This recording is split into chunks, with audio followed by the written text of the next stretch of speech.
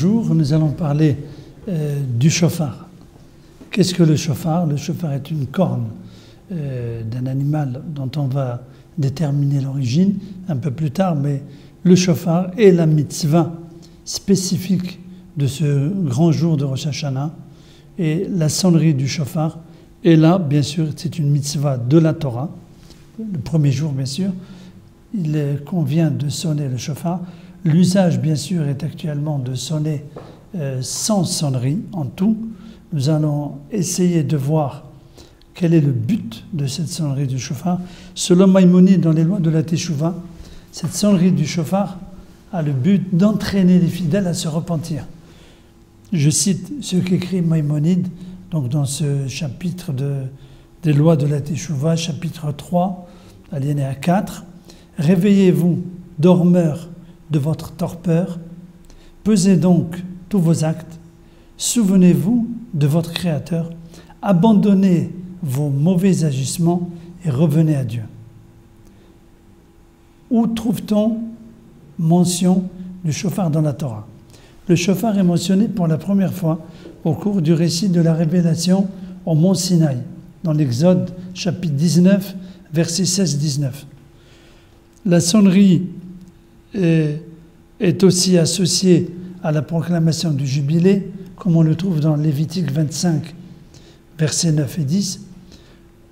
Cette sonnerie du chauffard, on le trouve dans la Torah, dans des déclarations de guerre, au cours de l'inauguration d'un nouveau roi, lors de certains sacrifices.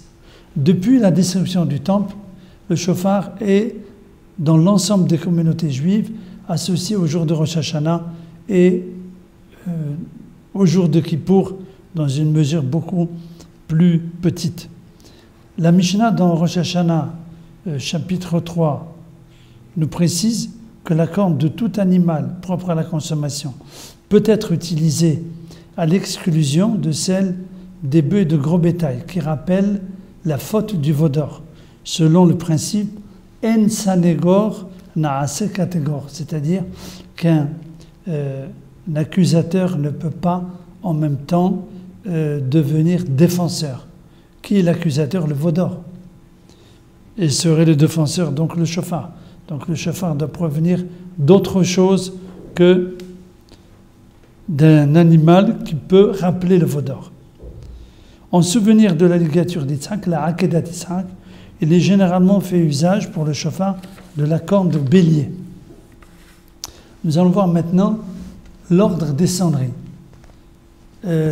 Dans les sonneries, nous allons expliquer 3 types de sonneries. Il y a ce qu'on appelle la teki'a, qui est donc un son continu. Les shvarim sont des sons saccadés au nombre de 3, un peu plus longs que le son de la teroua, qui sont des sons saccadés, mais plus rapides. Alors au total, nous allons voir le nombre de sonneries est, si on le compte, 100. Comment va-t-on trouver ce nombre de 100? Tout d'abord, la première fois qu'on va sonner le chauffard dans l'office de Rosh Hashanah, donc c'est après la lecture de la Torah. On va donc lire la Akedat Yitzhak. Cette Akedat Yitzhak, bien sûr, va être pour nous un souvenir de défense et de protection avant la lecture du chauffard. Et nous allons sonner donc 30 sonneries. On les appelle les sonneries tekiot des miouchev, c'est-à-dire les tekiot où les fidèles sont assis. Nous retrouvons ces sonneries dans l'office de Moussaf à voix basse dans le rite séfarade, qui sont au nombre de 30. Nous retrouvons encore 30 sonneries dans la répétition de cet office de Moussaf par le ministre officiant. Donc nous sommes à 90. Et à la fin pratiquement de l'office, on va rajouter 10 sonneries pour obtenir le nombre de 100. Si nous voulons bien sûr une explication pourquoi sonner le chauffard, nous trouvons un passage du Ramchal dans Derech Hashem, la voix divine, qui va nous l'expliquer. Le Ramchal écrit: le chauffard à Rosh Hashanah se réfère quant à lui au fait que Dieu juge en ce jour le monde entier. À Rosh Hashanah, Dieu renouvelle toute la création en considérant le nouveau cycle, c'est-à-dire la nouvelle année. En ce jour, les tribunaux célestes délibèrent le verdict pour chaque créature conformément à la justice divine. Aussi, l'ange accusateur se prépare à incriminer tous les êtres humains. C'est dans ce contexte que Dieu nous a recommandé de sonner le chauffard afin de provoquer, d'une part, le processus de clémence et d'apaiser la rigueur, et d'autre part, de troubler l'accusateur, l'empêchant ainsi d'incriminer. Telle est la signification de la sonnerie du chauffard, de faire pencher la direction dans le sens de la clémence.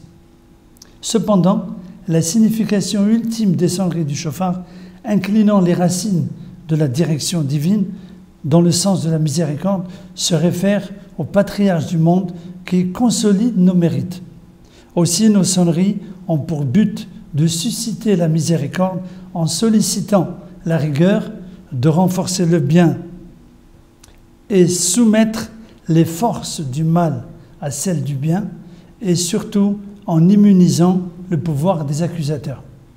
Nous trouvons aussi un passage de Rabbi Israël Salanter qui écrit que l'homme, au moment où il écoute le shofar, ressemble au prêtre, le Kohen Gadol, le grand prêtre, le jour de Kippour, lorsqu'il rentre dans le Saint des Saints.